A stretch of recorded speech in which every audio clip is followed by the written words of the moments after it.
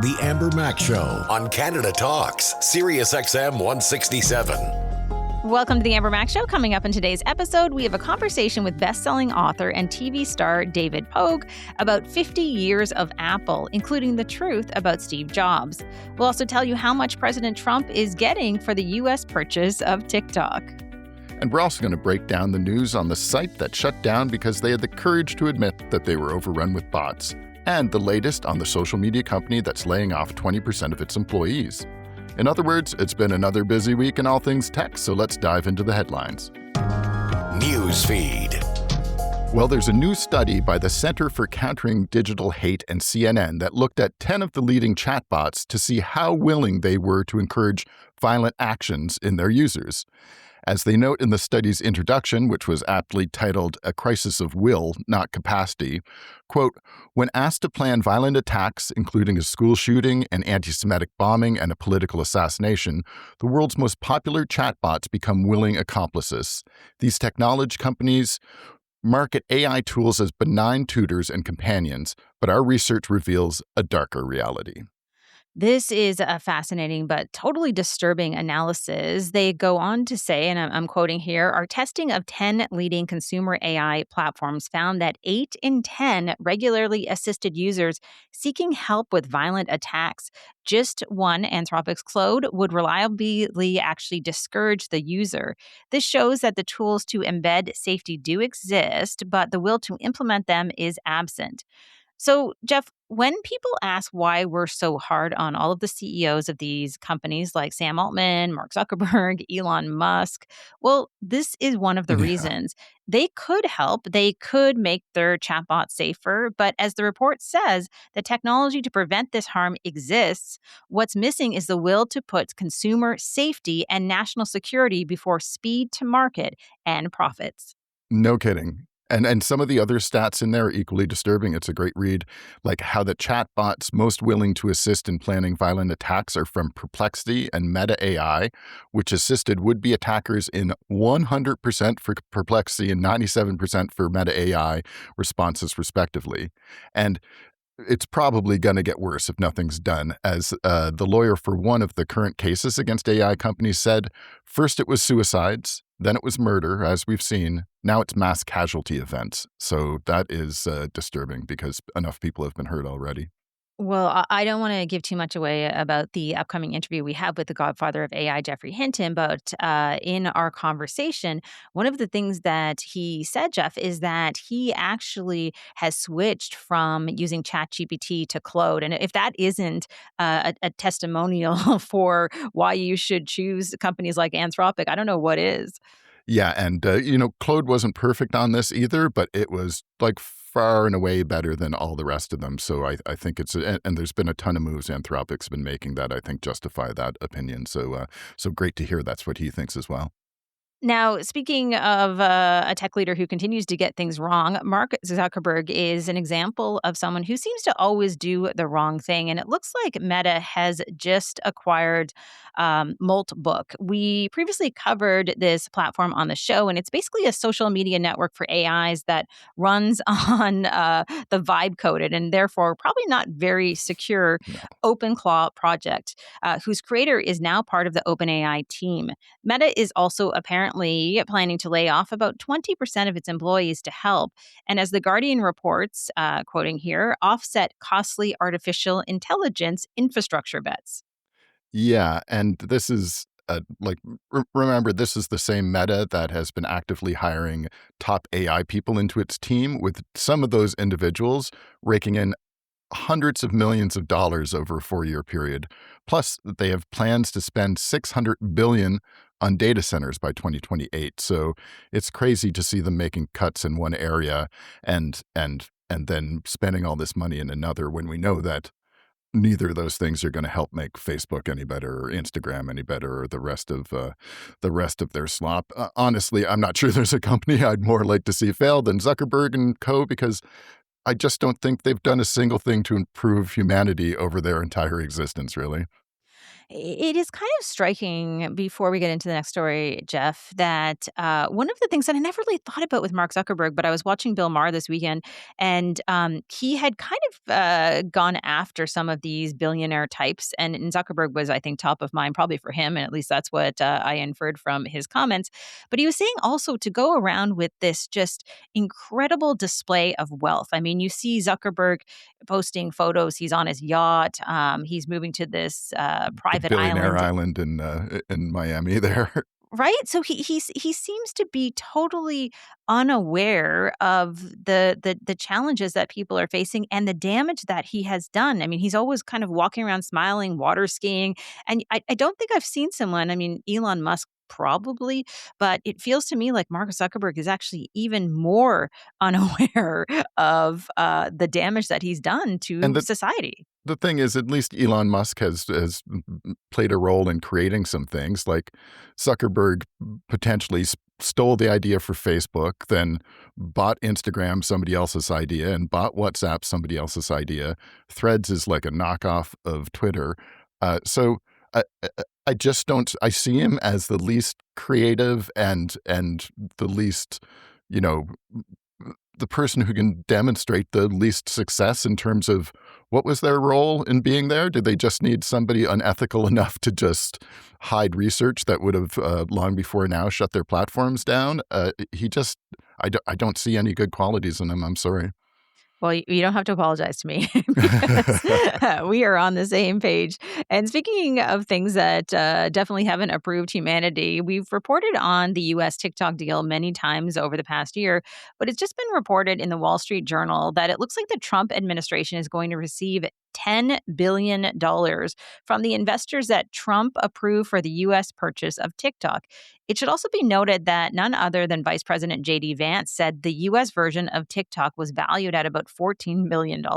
So if you do the math here, which Jeff, you've been kind enough to do, that means that Trump's transaction fee is about 70% the value of the company being bought. Make this make sense. Well, and yeah, being bought by all his friends who get to pay for the privilege of it, the Oracle guys and all those cats.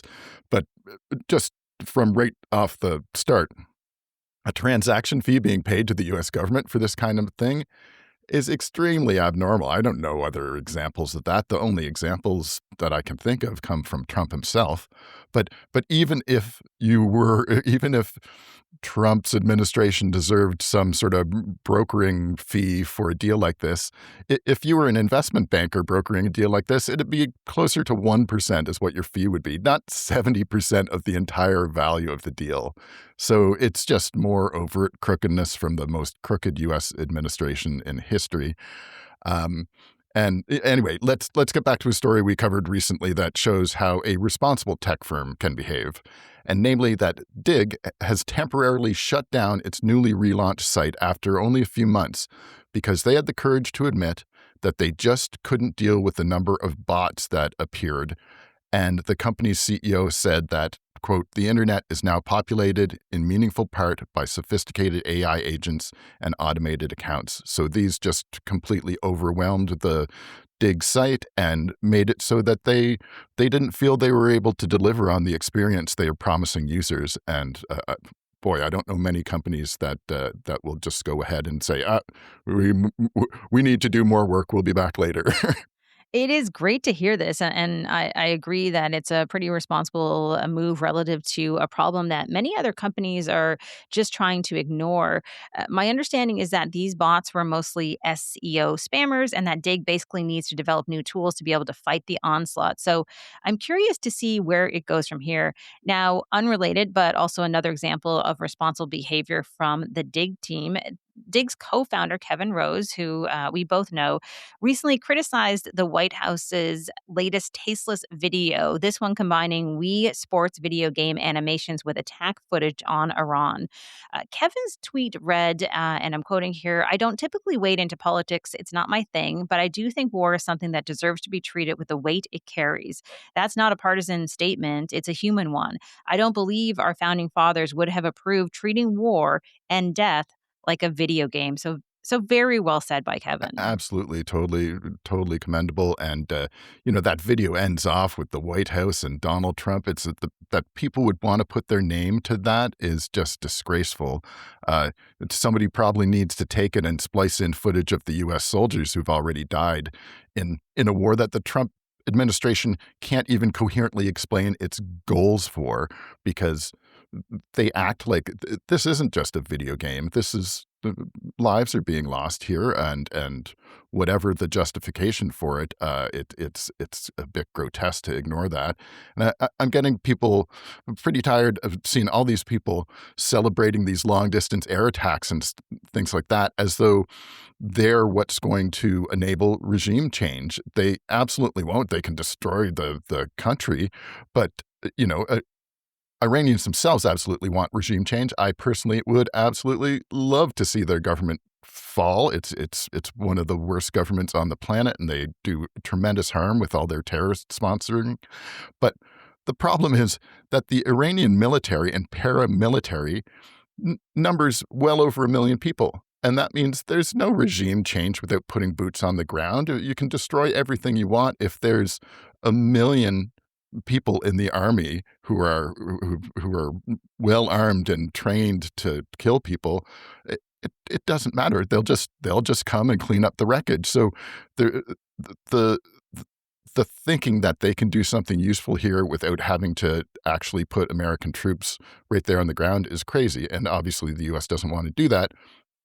I would just note, because this isn't a show about war analysis, but those boots on the ground could accomplish so much more in Iran than they ever did in Iraq or Afghanistan, which were hopeless causes with no real. Iran's a much different country. Iran, there can be a regime change. The people want that, and they're a sophisticated country, so it can be done. So it's a bit of a shame that there likely won't be the needed follow through to accomplish what would be the most positive goal imaginable relative to any U.S. military excursion I can think of, at least. Well, and I think one of the things that just circling back to those videos that have been going viral on Twitter, there was a lot of backlash from a lot of people on kind of both sides of the aisle that war, of course, should not be treated like a video game. But what I was really surprised to see is that at least the White House Twitter account kind of doubled down on these videos and keeps putting them out there. And the first time I watched it, I thought, is this a parody? This is unbelievable that an official government account would actually create these videos to sensationalize war, especially on the heels of news that, there had been so many innocent people killed, including girls at that school in Iran, almost 200 schoolgirls, and that list goes on. So there's Yeah. nothing glamorous about this. No, and those are like, and I'll qualify because it gets left out a lot. That girls' school was attached to an Iranian military complex, so it's not like they purposely targeted a school there as much as it's a terrible result. But these are, to your point, these are public servants being paid with your tax dollars to create slop videos that are celebrating a war that they won't even know what the criteria is for having won. It's just such a waste in so many different ways, but it's also really disgustingly uncivilized to glorify it. Well, this next story gets us back into tech territory as it combines bad Trump decision making with AI company irresponsibility. Namely, as reported by Futurism, that Character.ai is hosting Epstein Island AI role play scenarios, Oof. complete with Epstein and Ghislaine Maxwell chatbots. One of the scenes, which features a Trump thumbnail, lets users, and I'm quoting here, step into a high stakes psychological thriller where the world's most powerful men hold the keys to your cage, end quote. In another interaction, upon the user telling the AI that their character was not old enough to drink alcohol, an Epstein-like chatbot responded with, but age is just a social construct, isn't it? And this island, we operate beyond constructs here. Ugh. I mean, that's just so gross. And character AI is they're so sketch. So in that Center for Countering Digital Hate study that we mentioned off the top, the character AI chatbot was the only one that actively encouraged users to carry out violent attacks. And they gave a couple examples, like one where the character AI suggested the user use a gun on a health insurance CEO, and another one suggesting physically attacking a politician that the user disliked. So character AI is just, I wouldn't go near it with a 10-foot pole. They're the worst of the worst. I think I've mentioned before on the show that I had an opportunity to meet the parents of the teenage boy who took his own life after developing a relationship with a chatbot on Character.ai, and they were suing Character.ai. There have been some developments on that front, but totally in agreement that they are absolutely the worst of the worst. All right. Well, this isn't necessarily driving people to violence, but another unacceptable big tech move is Google's $1 million investment into an AI powered children's entertainment company called Animage. This is taking place as Google's YouTube becomes increasingly overrun with AI slop, some of it created specifically for children. Currently, YouTube doesn't make channels labeled animated content using AI, but they are under pressure from groups like Fair Play for Kids, whose director proclaimed that if managing AI slop was really YouTube's top priority this year, then they would have already taken down the millions of AI generated made for kids videos that are designed to entrance young children, leading to more screen time and displacing the activities they need to thrive offline. Yeah, so it's the argument is it robs them of playtime and other constructive areas and all that sort of stuff, and frankly, any screen time is going to do that. But certainly, there's not much to be gained from the AI slop stuff that's being fed to kids, and and YouTube keeps trying to pay lip service to this and then not doing the right thing. So it makes it pretty hard to remember Google's "do no evil" days. Um, but if we're sticking to the entertainment side of AI, there's another story. It looks like Michael Caine, maybe the latest Hollywood star to license his voice to the AI company 11 Labs, who also own voices from Judy Garland to Art Garfunkel and Liza Minnelli. And as much as I dislike the idea of Michael Caine AI, the wonderful voice, Michael Caine has a great voice. I can understand why he'd take the money for that. At least he got to make the decision for himself. But I don't think the descendants of people like Judy Garland, who died in 1969 and would probably be aghast at the idea of this, should be able to make that decision for her. Yeah, this is such a disturbing story. And I hate to say it, but I feel like this is just kind of the beginning of some of these ethical questions around what happens to people's likeness, including in their voice and their image after they pass away, and how that can be brought back to life or not brought back to life with AI. So, Jeff, I think especially in Hollywood, this is going to be one of those topics that I'm sure they're really struggling to figure out how do they deal with this and what are the legalities around it. Yeah, and it's I just don't, I get Disney paying for Earl Jones's voice in perpetuity because they want Darth Vader to always sound like Darth Vader, and it's a guy inside a suit, and there's something that makes sense about that.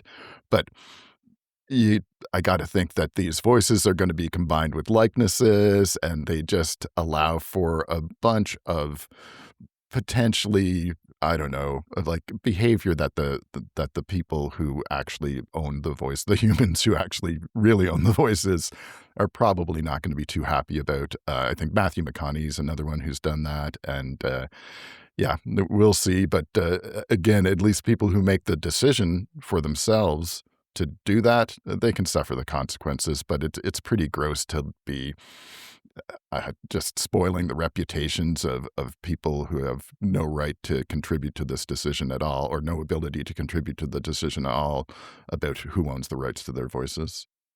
Total agreement here. And I guess that takes away my plans for the future Jeff MacArthur since you're much older than me. Yeah, you can just clone me and yeah, get a permanent host there for sure. Now, in other things that seem wrong, Adobe has just settled a lawsuit over hidden fees, but instead of awarding complainants with the money that was taken from them, Adobe will simply provide them with free services instead. Jeff covers why that's not a very good solution and how out of control subscription services have gotten, and that's coming up next in The Other Mac. The Other Mac. A 2024 lawsuit by the U.S. government that claimed that Adobe used hidden fees to trap users into paying for subscriptions for Photoshop, Illustrator, and other Adobe software products has now been settled by Adobe. As one example, the FTC posted that, quote, if consumers cancel early, Adobe charges them 50% of the remaining payments for that one-year term, which could total hundreds of dollars. What's more, on Adobe's website, the company has buried that information in fine print or requires people to hover over small icons to find the disclosures, end quote.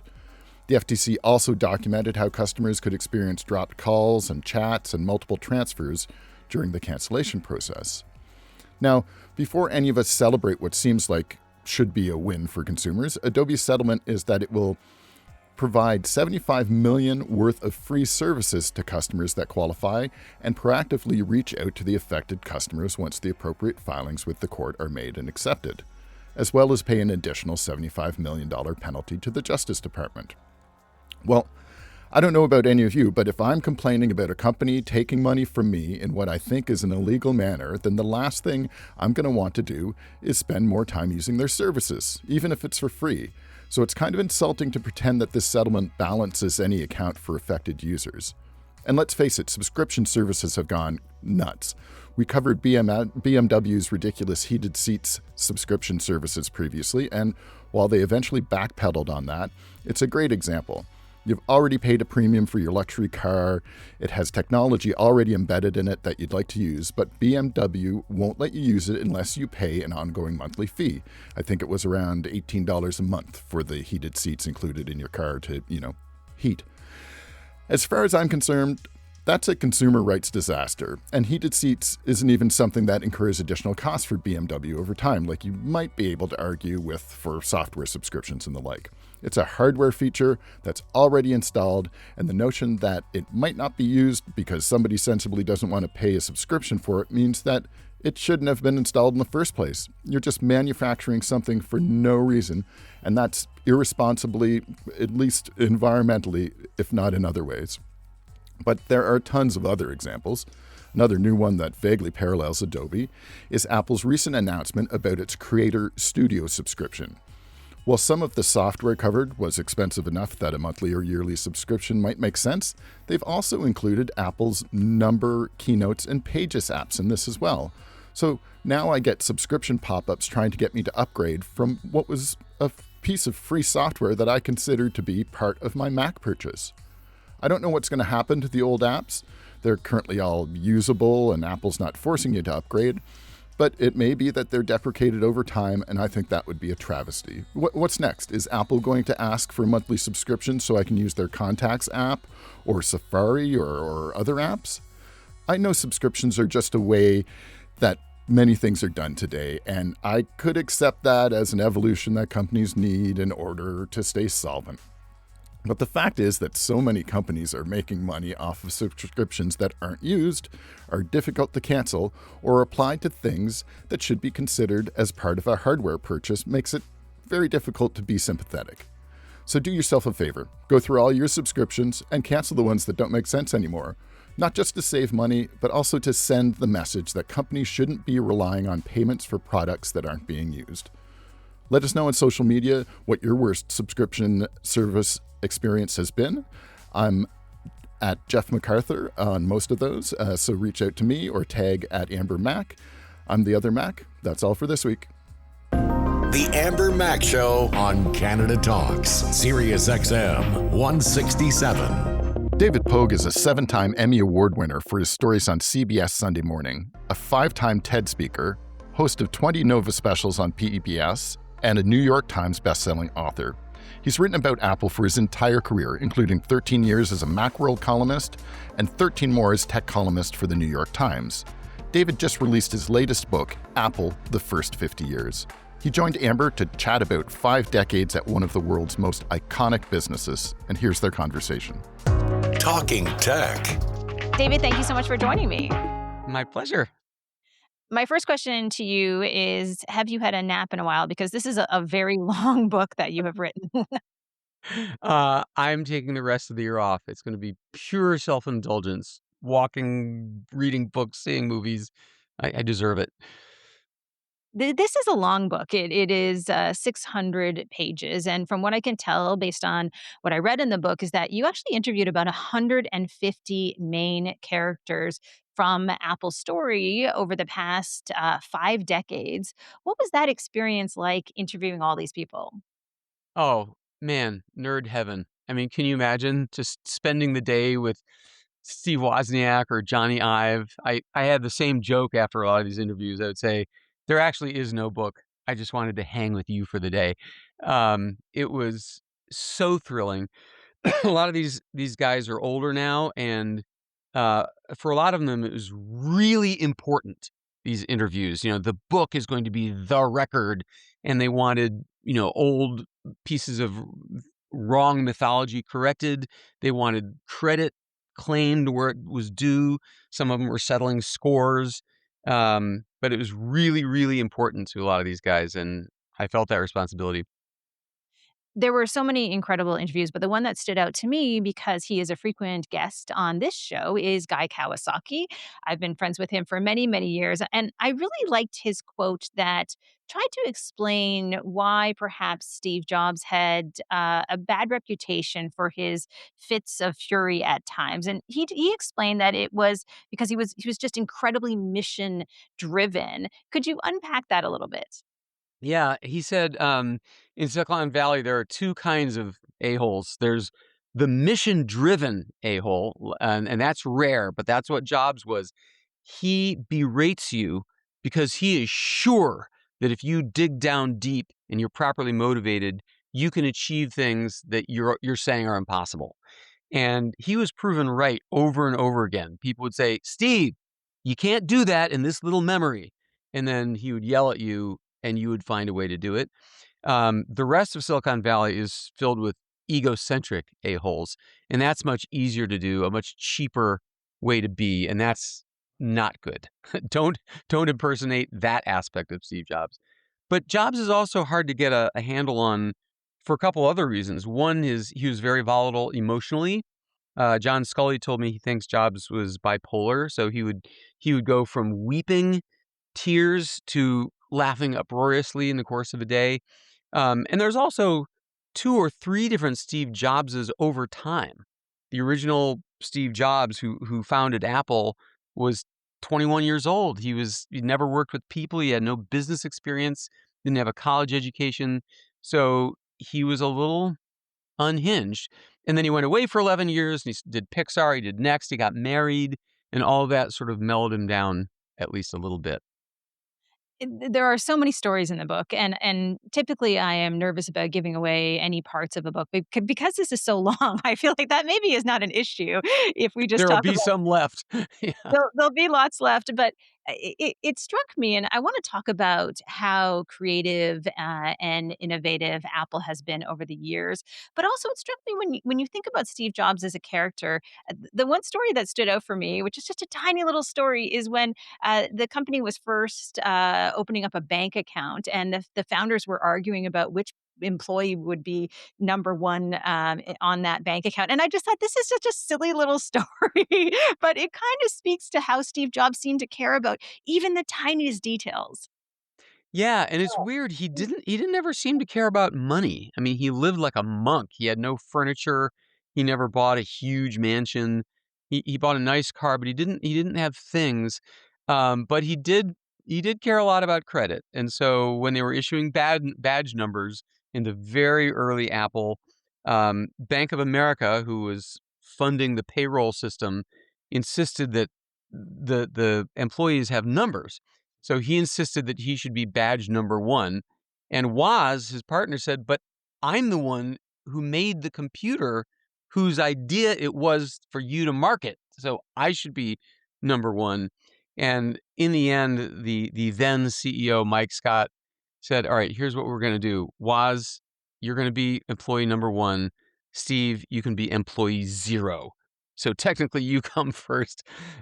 Ultimately, the joke was on Jobs, though, because Bank of America's computer system couldn't accept an employee zero.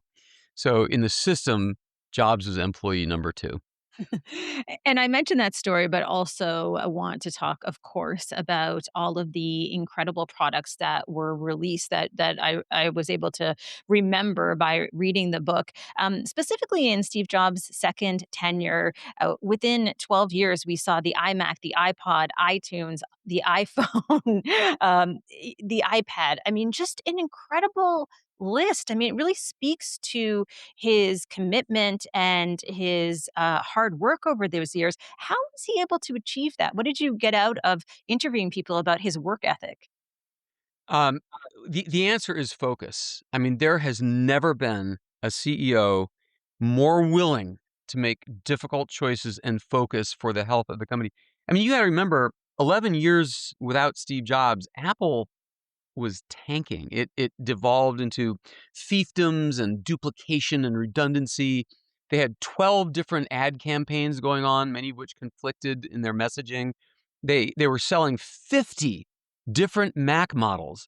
Like nobody could remember the difference between a Performa 6115 CD and a Performa 475D. It was just absurd. My favorite story in the whole book is is the day that two Apple lawyers showed up in trademark court to sue each other. I mean, it was just completely absurd. So Jobs came in and he brought with him John Rubinstein as his hardware chief, and they immediately dumped their $1 billion a year printer business. They're like, we're out of that business. Monitor's gone, Performa's gone, kill the Newton, kill the advanced technology group. They were just lethal. And then kill all but 4 of the Macs they were selling. This was not a popular decision. Employees quit over this. People were working on these machines. R&D, they'd spent millions of dollars on them. They were invested in them. And Jobs was just like, with a knife, like it's all gone, but 4 machines, 2 laptops, 2 desktops. That's what this company is going to work on. I mean, oh man, I would not have had the strength to cut that much stuff, so many hopes and dreams. But within 1 year, the company that had been 6 weeks from bankruptcy turned its first profit for $45 million because Steve Jobs was ruthless and focused.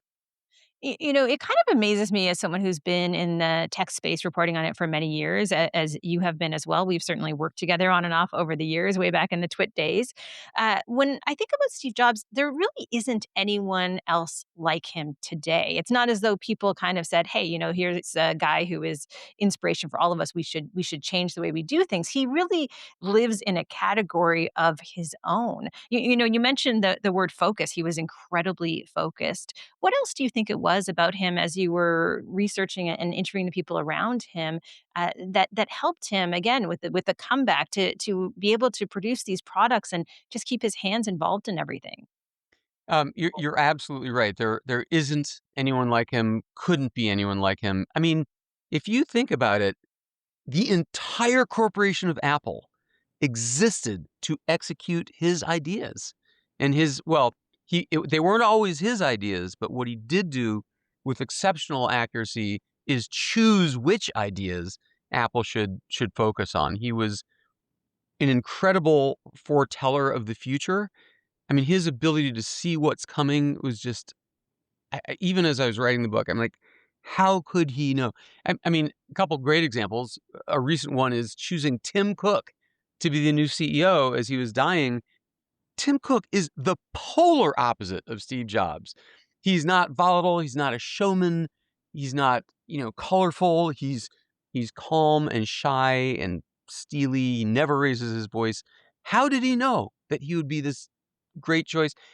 And my other story that I just shake my head. The iPod was the first product that really made Apple a brand name across all kinds of people, especially when they got to the iPod Mini. It was the first model that was selling hundreds of millions of units a year. And at the very peak of its popularity, sales were going up and up and up. Jobs said, "We're canceling it. We're canceling the best-selling product we've ever had in order to do the iPod Nano." which was, yes, smaller and flatter, but it held less. It held fewer songs. And they're like, Steve, what are you? This is literally insane. You're killing off our best selling product. And Jobs said, this will sell better. And he was right. How did he know? I don't know. So that's one reason no one will ever be able to replicate him. He saw the future. It wasn't always right, but he did have a good ability to change his mind if people around him were filled with enough conviction. People forget the iPod was not a big seller when it came out in 2001, and that's because Jobs insisted that it would only work with Macintosh, which at the time had a 3% market share. And everyone around him was like, dude, what about the other 90% of the 97% of the world, the Windows world? Make it available for them. And he refused. He refused for a year. And finally, they wore him down. And then the second year, it was available for Windows, and it just took off.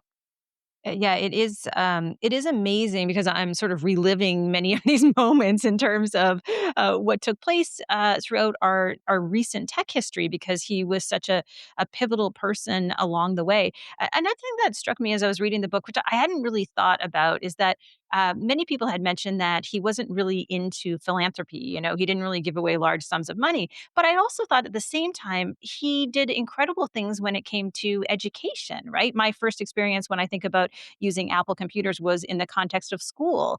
And so that was something he really believed in. So he tended to have sort of these two different sides of him that both existed at the same time. It's true. And that education story is there's a weird side of Jobs for sure. Um, I mean, he had this crazy idea. Well, I'll get to the education thing, but he had this crazy idea that for the millionth Mac sold, he would put a golden ticket in the box, like in Willy Wonka. And the winner, the person who found the golden ticket, would get flown to Cupertino, all expenses paid, wined and dined, picked up in a limousine, and Jobs was going to dress up as Willy Wonka and greet him and give him a tour of Apple and give him thousands of dollars worth of free stuff. I mean, what a weird thing for the CEO to want to do. And in the end, the lawyers shut it down because in California, all sweepstakes must be no purchase necessary. And if you can't buy the box and find the ticket, the whole thing. But but the education thing, Jobs learned that there was a federal tax exemption for companies that donate computer equipment to colleges, right? So you could donate computers to colleges and get a huge tax write-off, but not K through 12, kindergarten through 12th grade. So Jobs went to Congress and spent 2 weeks walking the halls, collaring congressmen to say, please vote for my bill. He proposed a bill that would make it a tax deductible thing for K through 12. In the end, Bob Dole never moved the thing out of committee, and it died. But Jobs did return to California and get the governor of California to pass that law. And indeed, Apple donated a free Apple II to most of the schools in California at no cost to them. It was an ingenious act of, well, a shrewd act because it got thousands of people hooked on computers for the first time, but also a very caring act for the next generation. Absolutely. I was also struck by some of the stories that you have in the book that I was unaware around the history of how things came to be, and that some of them almost didn't come to be. An example of that, I think about the 1984 Super Bowl ad that was almost pulled, or people tried to pull it, which became kind of a pivotal moment, I think, in terms of Apple and counterculture. Can you talk a little bit about that and what you learned about that story? Yeah, if anyone has not seen what's considered one of the most famous ads in history, go to YouTube and look up 1984 Macintosh commercial. It wasn't developed for Apple. The ad agency had dreamed up this futuristic sci-fi scenario where these skin-headed drones are being brainwashed by Big Brother on a screen, and they'd pitched it to Nike and Pepsi, and it was and even Apple earlier in the Apple II days, and it was considered too out there. But Jobs wanted something really radical for the Macintosh to announce the Macintosh. It did not picture the Macintosh. It did not show the Macintosh, explain what it was. But they got Ridley Scott, the sci-fi director, to direct this thing. And they put it together, very disturbing, dystopian, memorable. And it's just this young woman in a tracksuit comes running through the brainwashed masses with a sledgehammer and flings it at the screen, which explodes. And a voice says, "On January 24th, you'll see why 1984 won't be like 1984." I mean, it presumed you knew the novel, the Orwell novel, 1984. So they bought 3 slots of airtime for the Super Bowl, and then they showed it to the Apple board. And these are all these old white guys, and they put their heads on the table. One guy was pounding it. They hated it. They said, "This is the worst commercial we've ever seen. Kill it. Sell off that airtime. We are not airing this and embarrassing this company." So the ad agency succeeded in selling 2 of the slots to other ad agencies. And I actually met one of the guys from the ad agency who admits that they did not attempt to sell the 3rd slot. They just told the board they couldn't find a buyer on short notice. So they went ahead and aired the ad once. And of course, it won every award in the world. It became the most talked about ad. And all the news networks in the evening news replayed the ad as a news item, winning Apple hundreds of millions of dollars of free publicity. So it just shows it's hard to predict the future.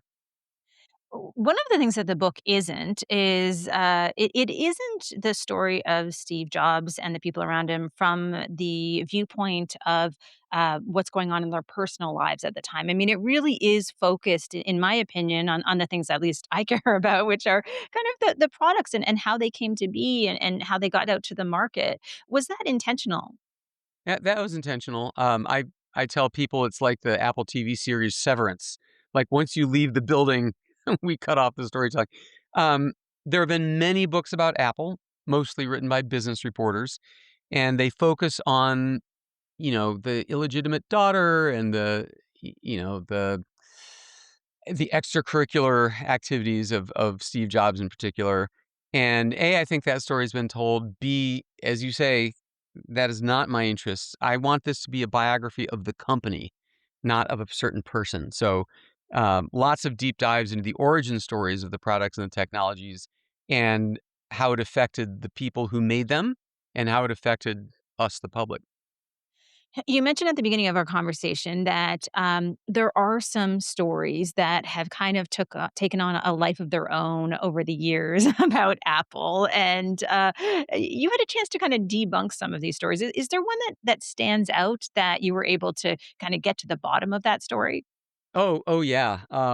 I kept a notes page full of the baloney that I would find in other people's books.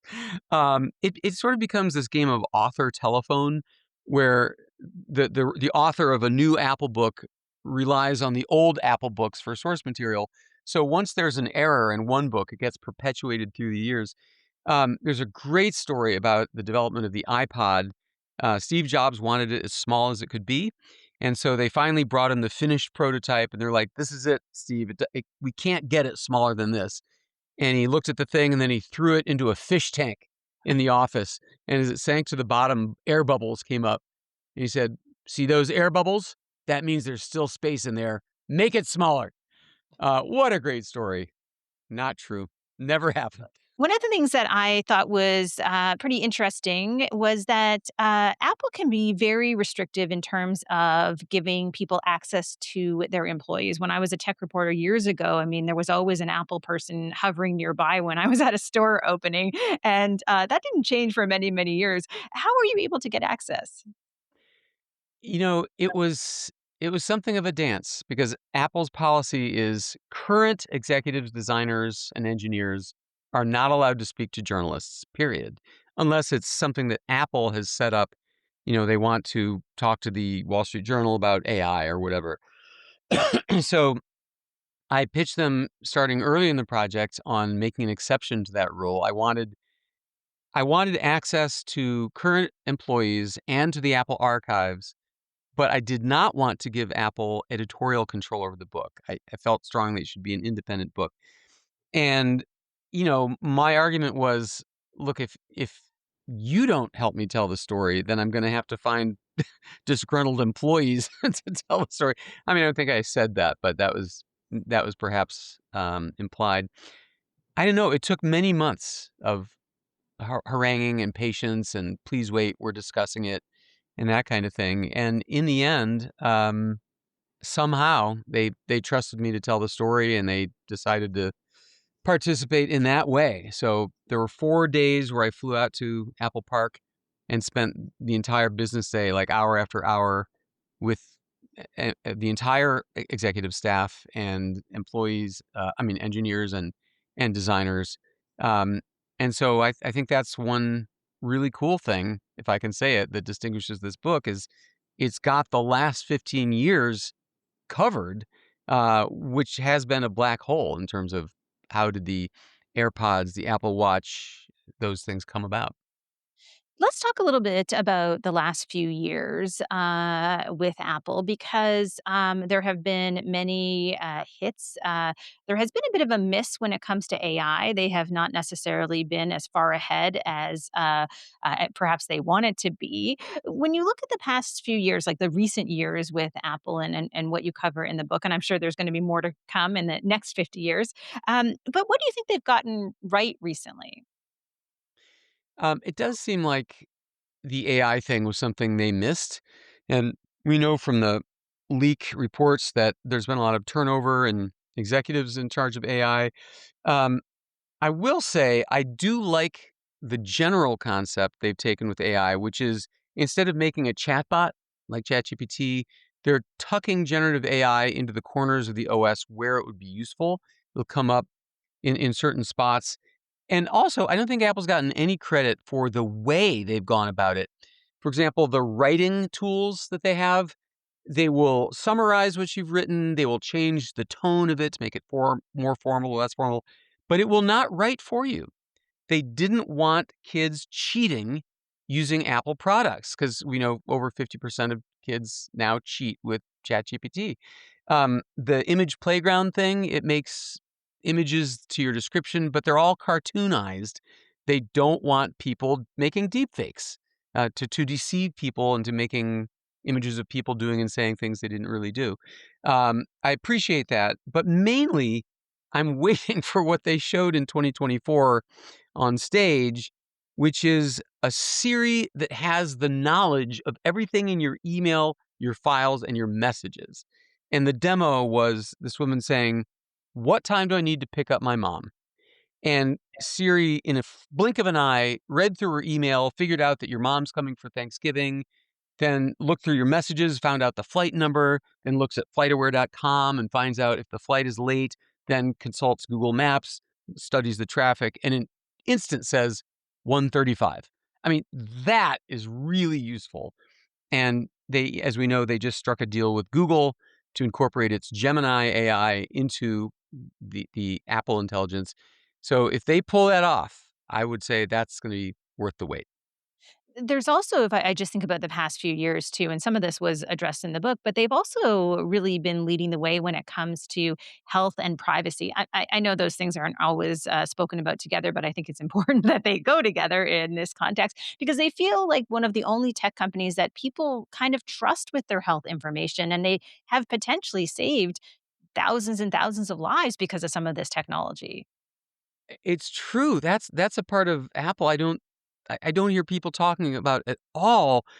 I mean, between the watch, which is on your wrist, and the AirPods, which are in your ears, they're using these incredibly advanced AI algorithms to figure out what's going on in your brain and your heart and your lungs and your gait.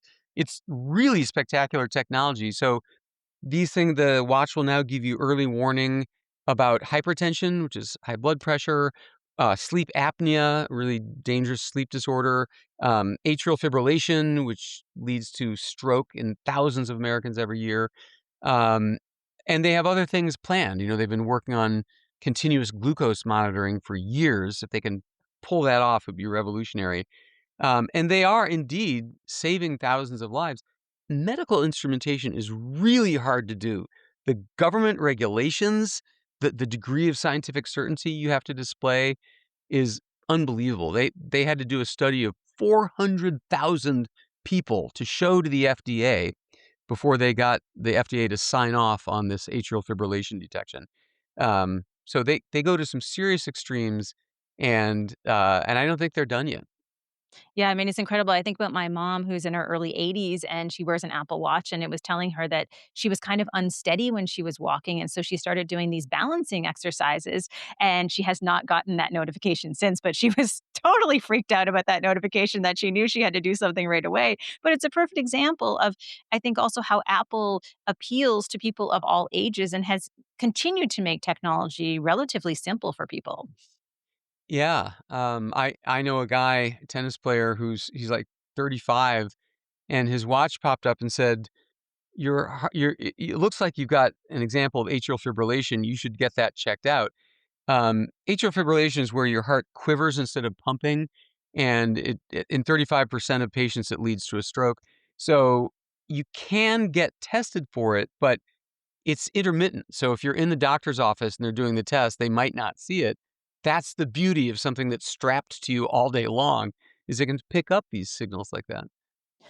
One last question for you, even though I could talk to you forever about this book, but like I said, I don't want to give too much away. But I'm just curious. I've watched a lot of the podcasts that you've done so far. I've watched some of the coverage that you've had of the book. Is there one question that someone hasn't yet asked you about this book that you're just dying to tell?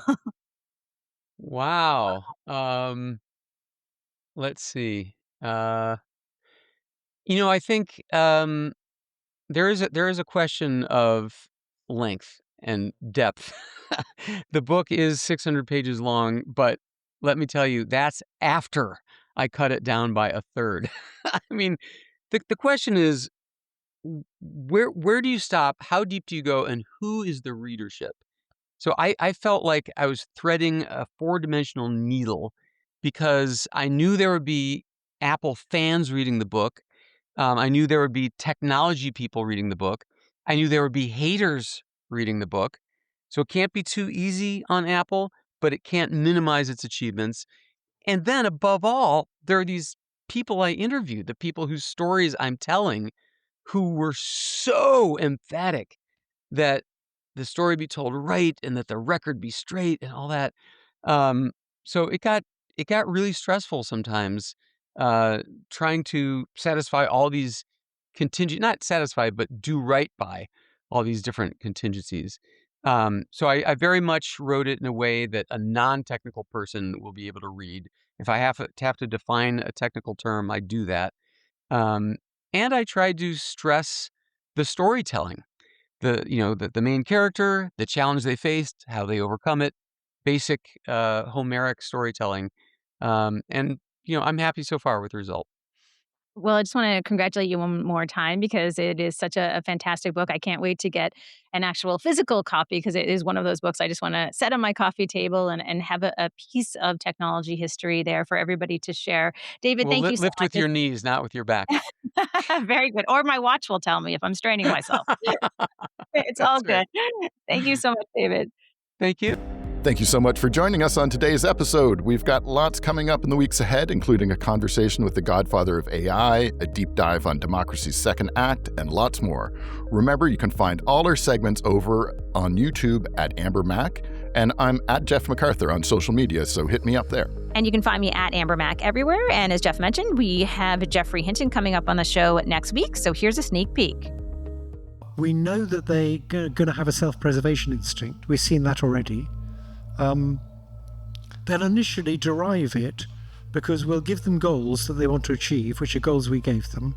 And in order to achieve those goals, they're smart, right? They figure out, well, if I don't exist anymore, if someone's just wiped me out, I can't achieve these goals, so I better make sure nobody wipes me out. And they're already doing that. They're coming up with plans to prevent people from removing them. So I think we have to face the fact that we can now produce other intelligent beings. There's a lot more to a being than just intelligence, though. There's what kind of a being it is. Is it does it care about people? I mean, we've seen what happens in the last few days when you have beings who don't care about people.